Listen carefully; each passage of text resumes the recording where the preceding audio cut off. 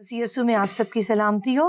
میں آپ کی ہوسٹ تانیہ کنول پروگرام مسیحی نقطہ نظر کے ساتھ عزیزوں ایک بار پھر آپ کی خدمت میں حاضر ہوں اور امید کرتی ہوں کہ آپ کو دامن میں خوش ہیں. عزیزوں آج ہم سیکھیں گے کہ یسوع نے کہا میں نے دنیا پر غلبہ حاصل کیا. یسوع نے کیسے دنیا پر غلبہ حاصل کیا ہم سیکھیں گے پاسٹر صاحب سے. پاسٹر صاحب welcome to the programme. Thank you بیٹے. پاسٹر صاحب اگر ہم دیکھیں یوحنا اس کا 16واں باب اور اس کی 19ویں آیت سے تو یسوع مسیح اپنے شاگردوں کو سکھا رہے ہیں اور کہتے ہیں کہ میں تھوڑی دیر تمہارے پاس سے ابھی ہوں اور پھر میں نہیں ہوں گا اور تم جو ہو وہ غمزدہ ہوگے لیکن دنیا خوش ہوگی. تو یسوع مسیح ان کو کس بات کے بارے میں انڈیکیٹ کر رہے ہیں اور کیا کہنا چاہ رہے ہیں اور اتنی مشکل ادائیگی کیوں کر رہے ہیں؟ جی دیکھیں میں تھوڑا سا اس کا پس منظر آپ کو بیان کرتا ہوں تاکہ پتہ لگے کہ کس وقت اور کب یہ جملے جو تھے ادا کیے گئے. جی تو جب یسوع مسیح نے آخری کھانا فسح کا کھانا کھایا اور وہ بالا خانہ سے نیچے اترے اور گتسمنی باغ کی طرف جا رہے تھے تو انہوں نے شاگردوں سے کہا کہ میں تھوڑی دیر تمہارے ساتھ ہوں، پھر میں تمہارے ساتھ نہیں ہوں گا اور پھر تمہارے ساتھ آ جاؤں گا اور تم خوشی محسوس کرو گے. تو یہ جو جملے کہے گئے یہ اس جو یسوع مسیح نے کہے وہ نہایت ہی دکھ کی بات تھی. یسوع مسیح کو آنے والے دکھ کا بہت اندازہ تھا کہ ان کے ساتھ کیا ہونے والا ہے اور وہ شاگردوں کو سمجھانا چاہتے تھے. اس سے پہلے بھی وہ شاگردوں کو یہ بات سمجھاتے رہے کہ روح القدس تمہیں ملے گا، جب تمہیں روح القدس ملے گا تو پھر تم ساری باتوں کو سمجھو گے، اس وقت تم کچھ نہیں سمجھو گے. تو میں ذرا چاہتا ہوں کہ آپ ایک حوالہ پڑھیں، یہ یوحنا رسول کی انجیل 16 باب کی 7ویں سے 11ویں آیت تک. یوحنا کی انجیل اس کا 16واں باب اور اس کی 7ویں سے 11ویں آیت میں یوں مرقوم ہے، لیکن میں تم سے سچ کہتا ہوں کہ میرا جانا تمہارے لیے فائدہ مند ہے، کیونکہ اگر میں نہ جاؤں تو وہ مددگار تمہارے پاس نہ آئے گا، لیکن اگر جاؤں گا تو اسے تمہارے پاس بھیج دوں گا، اور وہ آ کر دنیا کو گناہ اور راست بازی اور عدالت کے بارے میں قصوروار ٹھہرائے گا. گناہ کے بارے میں اس لیے کہ وہ مجھ پر ایمان نہیں لاتے، راست بازی کے بارے میں اس لیے کہ میں باپ کے پاس جاتا ہوں اور تم مجھے پھر نہ دیکھو گے، عدالت کے بارے میں اس لیے کہ دنیا کا سردار مجرم ٹھہرایا گیا ہے. آمین آمین. آپ کو پتہ ہے کہ ایک دفعہ خدا یسوع مسیح نے پطرس سے کہا تھا کہ تم مجھے کیا سمجھتے ہو؟ تو پطرس نے کہا تھا کہ میں تجھے زندہ خدا کا بیٹا مسیح سمجھتا ہوں. تو اس نے کہا تھا کہ یہ بات تمہیں گوشت اور خون سے نہیں کہی بلکہ تمہیں باپ نے بتائی ہے یا خدا کے روح نے بتائی ہے. تو یہ جو بات تھی یہ آج بھی وہ یہی میں سمجھانا چاہتے ہیں کہ جب روح القدس تمہیں ملے گا تو تم 3 باتوں کو سمجھو گے، گناہ کو، راست بازی کو اور عدالت کو. گناہ کو اس لیے کہ جب آدم نے گناہ کیا تو وہ وہاں سے نکل آئے اور ان پہ سزا کا حکم ہو گیا. سزا کا حکم جو تھا یہ انسان اپنے اوپر سے کبھی ٹال نہیں سکتا تھا، کیونکہ تھا کہ جب تم یہ گناہ کرو گے تو تم مرو گے. اور یہ جو دائمی موت تھی یہ انسان اس قابل ہی نہیں تھا کہ کبھی بھی زندگی میں یا کسی بھی زمانے میں یہ اپنے اوپر سے دائمی موت سے ہٹا سکے. وقتی قربانیوں سے تو یہ اپنے آپ کو آزاد کر سکتے تھے لیکن دائمی موت سے نہیں کر سکتے تھے. تو اس لیے کہا کہ جب روح القدس آئے گا تو وہ تمہیں سمجھائے گا کہ یہ جو گناہ ہے اس سے تم کبھی بھی آزاد نہیں ہو سکتے. اور راست بازی کی بات کی، پہلا پوائنٹ گناہ تھا، دوسرا انہوں نے کہا کہ راست بازی یہ ہے کہ جب ابراہیم کو خدا نے کہا کہ تو کسدیوں کو ملک کو چھوڑ دے تو میں تجھے ایک بڑی قوم بناؤں گا، تو وہ بے اولاد تھا لیکن اس نے اس بات کا یقین کیا تو خدا نے کہا کہ تو وہ راست باز ٹھہرا. تو راست باز ہم خدا کے کلام سے ٹھہرتے ہیں، اپنے اعمال سے نہیں ٹھہرتے. یہاں بھی جو دائمی موت سے وہ آزادی ہے وہ اس وقت ہمیں ملے گی جب ہم اس قربانی کو جو مسیح اس وقت دینے کو تیار تھا، جس کے غم میں وہ اس وقت مبتلا تھا کہ بھئی اب تھوڑی دیر میں تمہارے ساتھ ہوں، تھوڑی دیر بعد نہیں ہوں گا، تو وہ وقت آن پہنچا تھا. تو اس لیے انہوں نے کہا کہ جب وہ قربانی دی جائے گی اور اس قربانی کو جس زمانہ کے لوگ بھی قبول کریں گے وہ راست باز ٹھہریں گے، اعمال سے نہیں. کس چیز سے؟ ایمان سے. تو جو اس کو نہیں مانے گا وہ اس کی عدالت ہوگی. یسوع مسیح نے کہا راہ حق اور زندگی میں آؤں. تو راہ حق زندگی میں کیسے ہے وہ؟ کیونکہ وہ ہمارے گناہوں کی خاطر فدیہ دے رہا ہے. لکھا ہوا ہے کہ گناہ تو آدم کے وسیلے سے آیا لیکن راست بازی ہمیں مسیح کے خون کے وسیلہ سے ملی. آمین. تو جب ہمیں یسوع مسیح کے خون کے وسیلہ سے ملی ہے تو ہم یہ بات کہہ سکتے ہیں جیسے کہ جو ایمان لائے گا, چاہے وہ کوئی کرسچن ہو, چاہے کوئی وہ غیر مذہب ہو یا کوئی کسی بھی رنگ و نسل کا ہو, جو مسیح یسوع کو قبول کرے گا وہ راست باز ٹھہرے گا. تو یہ راست بازی ہمیں حاصل کرنے کے لیے ہمیں مسیح کی قربانی کو قبول کرنا ہے, اور جو نہیں کریں گے ان کی عدالت ہوگی. کیونکہ دنیا کا جو سردار تھا وہ مجرم ٹھہرایا گیا ہے اور وہ اس کو اب سزا ملے گی. جو مسیح کو قبول کر لیتے ہیں ان کے جو جامے ہیں وہ اس کے خون سے دھل جاتے ہیں, وہ روح اور پانی سے پیدا ہوتے ہیں, اور جب وہ روح اور پانی سے پیدا ہوتے ہیں اور ان کے نام کتاب حیات میں لکھ لیے جاتے ہیں تو پھر ان کے اوپر دوسری قیامت کا کوئی اثر نہیں ہوگا. پہلی قیامت میں وہ جائیں گے اور وہ خداوند کی حمد کرتے ہوئے جائیں گے. جیسے یوحنا عرف کہتا ہے کہ پھر میں نے ایک بڑا انبوہ دیکھا جو کھجور کی ڈالیاں ہاتھوں میں لیے اور برا کی حمد کرتے ہوئے جا رہے تھے. میں نے پوچھا یہ کون ہے؟ یہ وہ لوگ ہیں جنہوں نے اپنے جامے مسیح کے خون سے دھوئے ہیں. تو یہ جو راست بازی ہے ہمیں یہ مسیح کے خون کے وسیلہ سے ملتی ہے, ایمان کے وسیلہ سے. کوئی شخص اپنے اعمال سے نیک نہیں ہو سکتا, اور جو نہیں مانتا اس قربانی کو اس کے اوپر عدالت ہوگی اور دوسری قیامت اس کے اوپر اثر انداز ہوگی, اس کو دوسری قیامت فیس کرنی پڑے گی. اچھا, آج کل تو بڑا وہ دکھا رہے ہوتے ہیں قیامت کا, کہ قیامت میں ایک ویڈیو بنی ہوئی ہے, بڑی وائرل کرتے ہیں لوگ, اور اس کو دکھا کر بچوں کو بھی خوف زدہ کرتے ہیں کہ فرشتے کھینچ رہے ہیں اور کتابیں کھل گئی ہیں. تو یہ ایک بڑا عجیب سا ہے, کیونکہ جو ویژول چیز ہوتی ہے نا اس پر بڑی جلدی آنکھ دیکھ کر ایمان لاتی ہے, اور بچے اس پر کئی قسم کے سوال کرتے ہیں کہ کتابیں کھلیں گی, ہم ننگے ہوں گے, فرشتے ہمیں وہ دیکھیں آگ کی جھیل میں ڈال رہے ہوں گے, ہم جھوٹ بول رہے ہیں اس لیے. تو وہاں پر جو خداوند یسوع مسیح کی جو قربانی ہے اور جو اتنی بڑی محبت خدا نے ہم سے کی, اس کا سارا اثر جو ہے ایسی ویڈیوز بنا کر ہم موقوف کرتے ہیں. بڑی خوبصورت آپ نے بات کی کہ ایمان لانے سے اور خدا کی بات پر یقین کرنے سے, جیسا ابراہیم نے کیا. جی پاس صاحب پلیز آپ کنٹینیو کریں, کیونکہ ابھی میرا سوال وہیں پر ہے, آپ کچھ بات کر رہے تھے. جی دیکھیں, جب وہ گیتسمنی باغ کے نیچے اتر رہے تھے تو انہوں نے کہا کہ میں کچھ دیر تمہارے ساتھ ہوں, پھر اس کے بعد نہیں ہوں گا. یہ ان کو کوئی ڈرانے کی بات نہیں تھی, یہ خدا کا ایک طریقہ کار ہے. خدا نے کوئی بات بھی وقت سے پہلے بتائے پوری وہ نہیں کی. جیسے یسوع مسیح کی آمد کا بہت پہلے سے ذکر تھا, غلامی کے گھر سے یعنی مصر سے آزادی کا بھی بہت پہلے سے ذکر تھا. وہ ان کو وہ لے جائیں گے ملک کنعان میں, وہاں پر ان کو میراث دی جائے گی. تو خدا نے یہ ابراہیم سے پہلے سے کیا تھا. پوری بائبل میں جو بھی خدا نے کام کیا ہے پہلے سے اس کا ذکر کیا ہے. تو یہ خدائی قدرت سے مسیح, ہم کہتے ہیں کہ مسیح خود خدا ہے, تو اس لیے وہ اپنے شاگردوں کو کہتے ہیں کہ میں کچھ دیر تمہارے ساتھ ہوں, پھر نہیں ہوں گا, اور پھر اس کے بعد آ جاؤں گا. تمہیں دکھ ملے گا اور تم سے رنجیدہ ہوگے جب میں تمہارے ساتھ نہیں ہوں گا.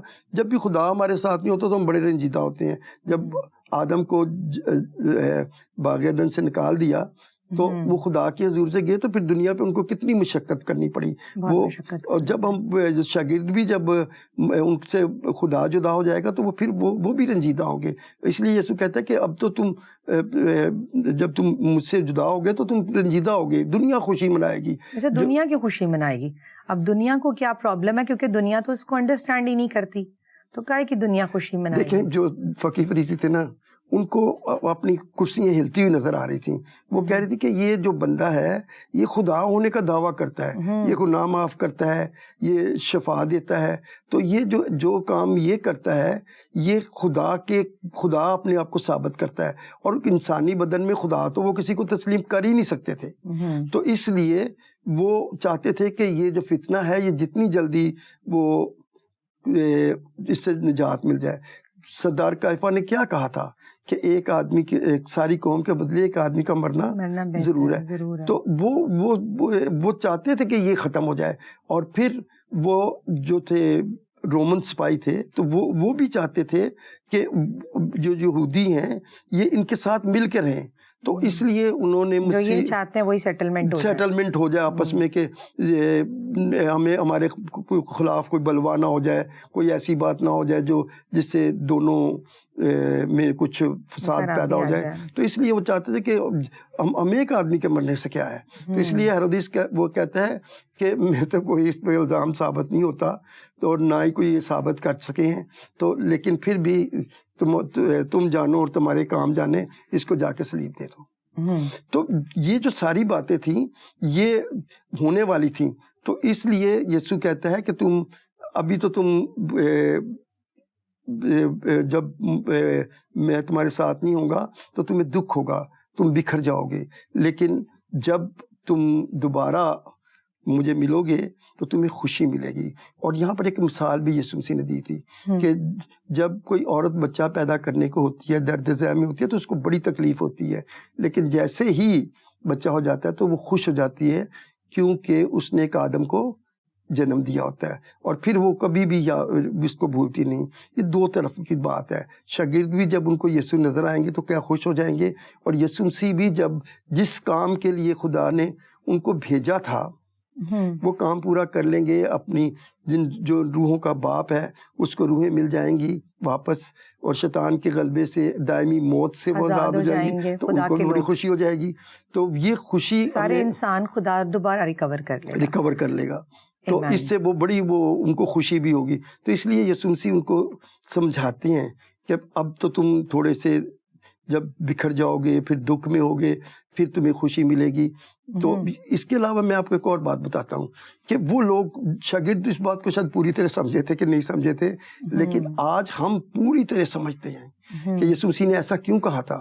یسوع مسیح کو پتا تھا کہ ابھی گتسمنی باغ سے ہم آگے جائیں گے، وہ جو ہے فقیہ اور فریسی وہ رومن سپاہیوں کو لے کر آئیں گے، وہ مجھے گرفتار کریں گے، ہم پہ مقدمہ چلے گا، پھر وہ مجھے موت کی سزا دیں گے، میں صلیب پہ کروسیفیکیشن ہوگی، اور پھر مجھے دفن کریں گے، میں تیسرے روز مردوں میں سے جی اٹھوں گا، اور پھر میں نجات کے کام کو مکمل کر دوں گا. یہ آج ہمیں پتہ ہے، اور اس لیے جب ہمیں پتہ ہے تو ہمیں خوشی منانی چاہیے، ہمیں اس دکھ سے نکلنا چاہیے. اور یہ اتنی بڑی خوشخبری جو کلام کے وسیلے سے ہمیں ملی ہے، یہ ہمیں دوسروں تک پہنچانی ہے، اور ہمیں چپ نہیں بیٹھنا، کیونکہ یہ چھوٹی سی بات نہیں ہے. ایک یسوع مسیح نے تمثیل بیان کی تھی کہ ایک آدمی کو ایک موتی ملا تو اس نے کیا کیا، اپنا سب کچھ بیچ کے اس کو خرید لیا.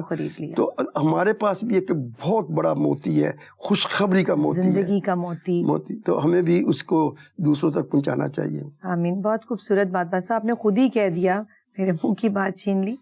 اب یہاں پر جو سارا آگے بھی اگر ہم ٹیکسٹ پڑھیں یوحنا اس کے 16ویں باب کی 19ویں آیت سے کیری آن کریں، تو شاگرد جو ہیں وہ جس طرح یسوع مسیح نے سمجھایا اس طرح پورے طور سے نہیں جان پائے تھے، لیکن پھر بھی شاگردوں نے، اگر ہم 30ویں آیت پڑھیں تو اس میں لکھا ہے کہ وہ کہتے ہیں کہ ہم اس بات پر ایمان لاتے ہیں کہ تو خدا سے نکلا ہے. تو وہ ایمان کس بنیاد پر لے آئے جب وہ سمجھے ہی نہیں بات یسوع کی؟ تو ایمان کس بات پر؟ دیکھیں جو یسوع مسیح نے کہا تھا نا وہ بات وہ پوری سمجھیے تھے کہ جو یسوع مسیح ہے یہ خدا سے نکلا ہے اور وہ خدا کا بیٹا ہے. یہ بات وہ پوری طرح سمجھیے تھے، لیکن آئندہ کا جو سنیریو تھا وہ ان کی سمجھ میں نہیں آیا تھا. اور وہ اگر آ جاتا تو جیسے یسوع نے کہا تھا کہ تم بکھر جاؤ گے، تم مجھے چھوڑ دو گے اکیلا، تم مجھے اکیلا چھوڑ دو گے تو بھی میں اکیلا نہیں ہوں گا، میرا باپ میرے ساتھ ہوگا تو میں اکیلا نہیں ہوں گا. تو پھر وہ کبھی بھی نہ چھوڑتے، لیکن وہ تو 3 دفعہ پطرس نے انکار کر دیا. تو یہ سب کچھ تو ہو رہا تھا. تو وہ اگر سمجھے پوری طرح ہوتے تو وہ چھوڑ کے بھاگتے نہیں. لیکن جیسے ہی انہوں نے پکڑا، یسوع مسیح نے کہا کہ اگر تم مجھے گرفتار کرنے آئے ہو تو ان کو جانے دو. تو انہوں نے وہ یسوع مسیح کو گرفتار کر لیا، تو وہ شاگرد سارے پراگندہ ہو گئے.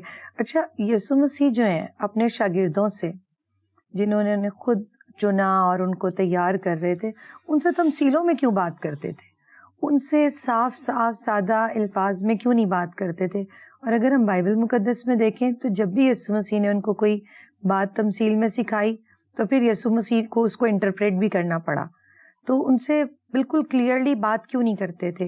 اور یہاں پر بھی اتنی اچھی ساری باتیں سکھائیں لیکن کچھ بھی ان کو کلیئر نہیں کیا. دیکھیں پہلی تو بات یہ ہے کہ یہ ایک وہ ہے پیشن گوئی ہے کہ وہ تمثیلوں میں بات کرے گا. تو یسوع مسیح واقعی تمثیلوں میں بات کرتے تھے، اور تمثیلوں میں بات کرنے کی ایک وجہ بھی تھی.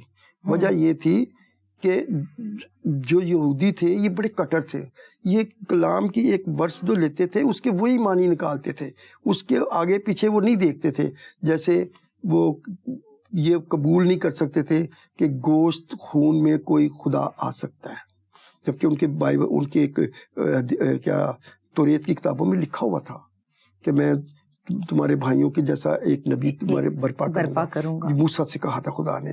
تو یہ ان کو پتا تھا، لیکن وہ یہ بات سمجھ ہی نہیں سکتے تھے کہ خدا خود اس بھیس میں آ سکتا ہے. اور اگر یہ بات وہ جیسے ہی جس انسان کو ایکسپیکٹ کر رہے تھے، وہ انسان ہی ایکسپیکٹ کرتے تھے، اس لیے یسوع ان کو اتنی بڑی بات بتا ہی نہیں سکتے تھے. ورنہ جیسے یسوع مسیح نے کہا کہ میرا گوشت فی الحقیقت کھانے کی چیز اور میرا خون فی الحقیقت پینے کی چیز ہے. تو جو اتنے شاگرد بیٹھے ہوئے تھے وہ سارے کے سارے کہنے لگے کہ یہ تو کلام ہی ناگوار ہے. تو وہ چھوڑ کے چلے گئے. تو یسوع نے دوسروں سے کہا، تو وہ 12 جو تھے وہ نہیں گئے. انہوں نے کہا کہ زندگی کی باتیں تو تیرے پاس ہے، لیکن زیادہ تر چھوڑ کے چلے گئے. تو اگر یسوع مسیح ان کو کلام کی حقیقتوں کی سچائی بتاتے تو پھر وہ اس کو اس وقت قبول نہیں کر سکتے تھے. قبول کرنے کا ایک وقت ہوتا ہے، ایک ٹائم ہوتا ہے جس وقت ان کو پتہ چلتا ہے. جب پینٹیکوسٹ کے دن وہ ان پہ روح القدس نازل ہوا تو وہ ایسے سمجھ گئے. جیسے میں ایک آپ کو ورس اب پڑھنے کے لیے کہتا ہوں، تو آپ ذرا وہ ورس پڑھیں. یہ یوحنا کی انجیل 14 باب کی 26ویں آیت ہے. لیکن مددگار یعنی روح القدس جسے باپ میرے نام سے بھیجے گا وہی تمہیں سب باتیں سکھائے گا، اور جو کچھ میں نے تم سے کہا ہے وہ سب یاد دلائے گا. آمین. جب روح القدس کو ملا تو کیا وہ سب کچھ نہیں یاد کر کے ان کو آ گیا؟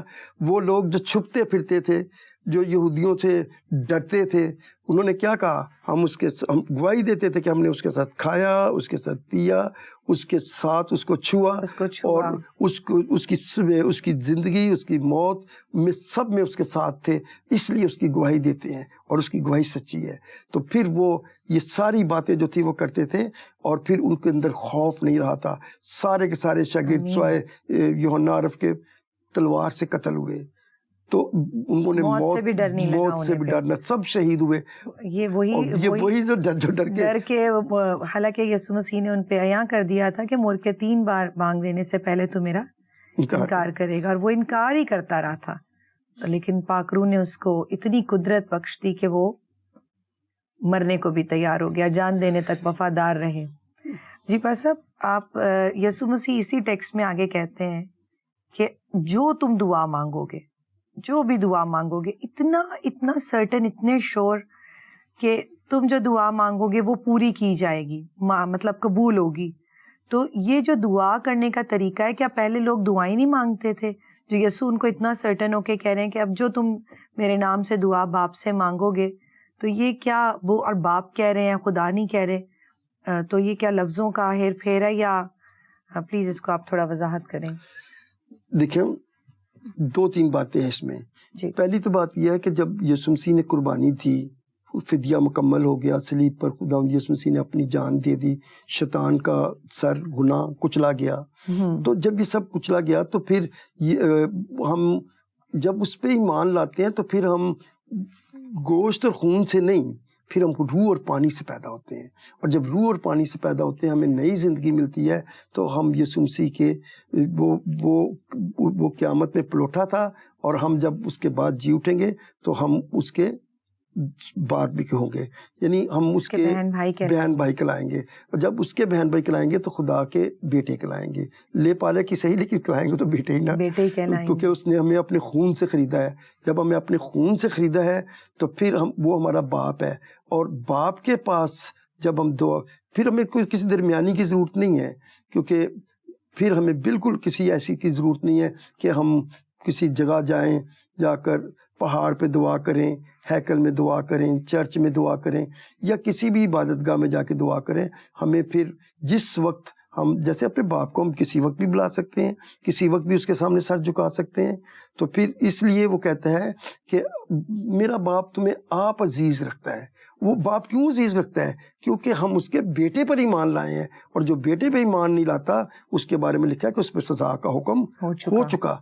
تو جب ہم بیٹے پہ ایمان لاتے ہیں تو پھر خدا ہماری دعائیں بھی سنتا ہے، پھر ہمیں کسی اور کاہن کی، کسی اور کی ضرورت نہیں ہوتی کہ وہ ہمارے بدلے میں جا کر اب دعائیں اور ہدیے پیش کرے۔ اچھا، ہمارے بدلے میں نہ جائے، نہ دعائیں پیش کرے، نہ ہدیے پیش کرے، دعائیں کون سی قبول ہوتی ہیں؟ اکثر آپ لوگوں کو دیکھیں، لوگ کہتے ہیں پاسٹر صاحب ہمارا فلاں کام ہے، آپ اس کے لیے دعا کریں، بیماروں کے لیے آپ دعا کریں، فلانے کے لیے آپ دعا کریں، ہمارے بچوں نے پیپروں میں بیٹھنا ہے اس کے لیے آپ دعا کریں۔ تو ابھی تو لوگوں نے پاسٹر صاحب کو بیچ میں رکھ لیا درمیانی، تو یہ کیا ہے؟ تھوڑی سی اس پہ بھی آپ روشنی ڈالیں۔ دیکھیں میں آپ کو بتاتا ہوں کہ خدا جو ہے وہ سچا ہے اور سچائی ہی ہمیں آزاد کرتی ہے، لیکن جب ہماری نیت جو ہے وہ صحیح نہیں ہوگی، ہمارا خدا سے تعلق ہی نہیں ہوگا، تو وہ ہماری دعا کیوں سنے گا؟ جیسے آپ نے ایک بچے کے لیے دعا کرا رہے ہیں کہ خداوند تو اس کو عقل دے، سمجھ دے، امتحان میں کل اچھا پیپر کرے، تو وہ جب پڑھا ہی نہیں پورا تو خدا بددیانت ہو جائے، اس کی عقل اس کی کھول دے۔ تو بیمار جب مرنے لگتا ہے ہاسپٹل میں، جب ڈاکٹر اس کو کہتے ہیں تو وہ لوگ اس کے لیے دعا کرتے ہیں۔ لیکن میں آپ کو ایک بات بتاتا ہوں، نہ خدا کا کوئی طرفدار نہیں ہے، ہم نہیں کہہ سکتے خدا معجزات کا خدا ہے، وہ جو سچے دل سے مانگے گا اس کو تو وہ ٹھیک کر دے گا، لیکن جو ریاکاری سے، شک و شبہ سے اور دکھاوے کے لیے کرے گا، نیک نیتی سے نہیں کرے گا اور وقتی فائدے کے لیے کرے گا، تو اس کی دعا کیسے قبول ہوگی؟ یسوع مسیح نے کہا ہے کہ، اور یسوع مسیح کا ہر کہنا جو ہے وہ سچائی ہے، کہ جو کوئی میرے نام سے، میرے باپ سے مانگے گا وہ اس کو ملے گا۔ اور یہ بات کوئی بھی شخص اپنے آپ کو مسیح کو دے کر دیکھے، اس کے بیٹے پہ ایمان لائے اور پھر اس کے ساتھ چلے اور روح القدس کو زندگی میں کام کرنے دے، اور تو پھر دیکھیں کہ اس کی دعا کیسے قبول نہیں ہوتی۔ اس کی دعا ضرور قبول ہوگی کیونکہ خدا سچا ہے۔ آمین۔ بہت خوبصورت بات کہ ریاکاری سے نہیں اور دل کو فریب دے کے نہیں کہ پتہ نہیں خدا نے سننی بھی ہے کہ نہیں، بلکہ ایمانداری سے مانگیں گے تو ہم ضرور پائیں گے۔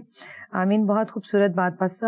بس اب یسوع مسیح جب ان کے شاگرد ان کو خود کہتے ہیں کہ ہم اس بات پر ایمان لے آئے ہیں کہ تو خدا سے نکلا ہے، پھر یسوع مسیح ان کو ایک اور چیلنج دے دیتے ہیں، کہتے ہیں تم تو بکھر جاؤ گے، جیسا کہ ابھی آپ نے خود بھی کہا، اور پطرس نے کئی بار یسوع کا انکار کیا۔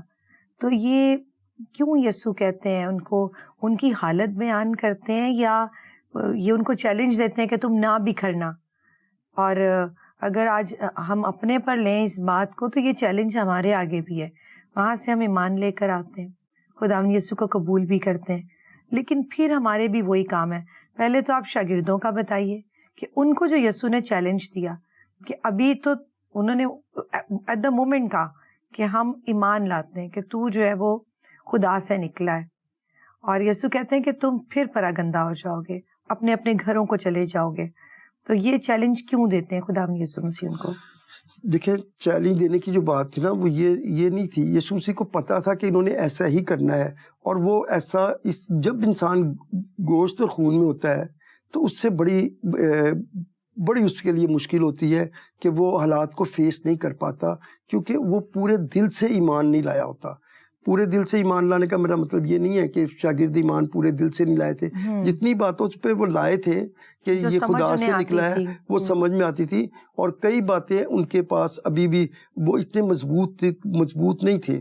مضبوط ہمیں صرف روح القدس کرتا ہے، جب ہمیں روح القدس ملتا ہے تو ہم اس کو قبول تو ہمیں تقویت ملتی ہے۔ لکھا ہے کہ کسی بھی تم عدالت میں ہوگے، کہیں بھی ہوگے، تو میرا روح تمہیں بتا دے گا کہ تمہیں اس وقت کیا بولنا ہے، طے کی باتیں بھی بتا دے گا، اور تمہیں ہر بات کا جواب بھی آ جائے گا۔ تو یہ اسی وقت ممکن ہے جب ہم گوشت پوشتے نہیں بلکہ روح سے بیان دیتے ہیں۔ آمین۔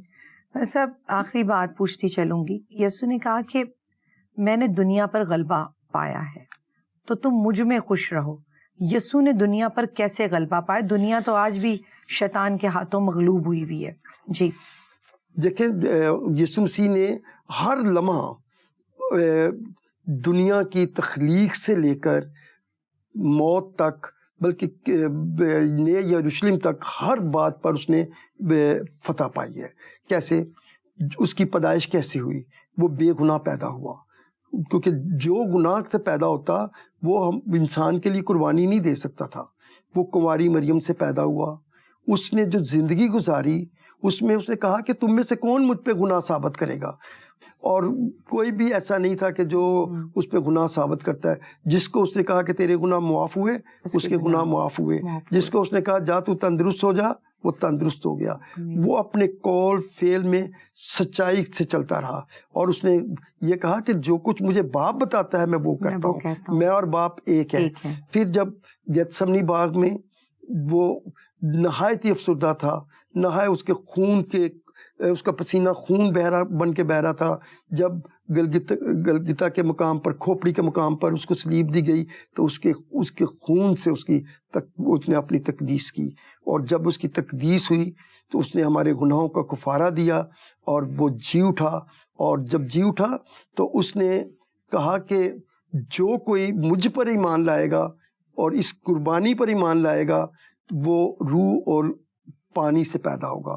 تو اس طریقے سے اس نے ایک ایک لمحے کے لیے اپنی پوری زندگی میں، یہ چھوٹی سی بات نہیں ہے بیٹے، یہ بہت بڑی بات ہے کہ اس کا پیدا ہونا، اس کا مرنا، اس کا جی اٹھنا، اس کا دوسری آمد، اس کا اپنے لوگوں کے ساتھ 1000 سالہ بادشاہی کرنا، اور اس کے چاند سورج زمین سب کا ٹل جانا اور اس کی خوشی میں لوگوں کا شامل ہونا، یہ ایسی بات ہے بیٹے جس کو ہم کہتے ہیں کہ اس نے غلبہ پایا، اور اس نے شیطان پر اس طرح غلبہ پایا کہ اس کو آخری وقت میں آگ کی جھیل میں ڈال دے گا، اور وہ ہمیشہ کے لیے ختم ہو جائے گا، اور پھر دنیا میں غم نہیں رہیں گے، کسی کے آنسو نہیں رہیں گے، وہ سب پوچھ دے گا اور ہم اس کے پاس خوشی سے رہیں گے۔ آمین۔ بہت بہت شکریہ پاسٹر جی۔